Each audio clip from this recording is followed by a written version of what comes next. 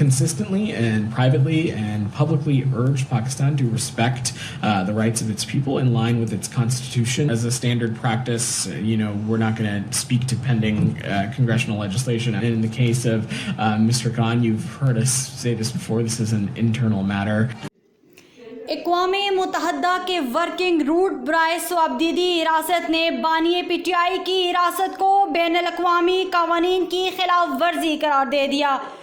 फौरी रहा करने का मुतालबा। बयान में कहा, बानी PTI के खिलाफ मुकदमा सियासी बुनियादों पर उनकी जमात पर मुकदमा दर्ज किए गए और उनके कारकुनों को तशद्दुद का निशाना बनाया गया। अमरीकी महकमा खारजा के नायब तर्जुमान पटेल ने बानी PTI पर मुकदमा पाकिस्तान का अंदरूनी मामला करार दे दिया।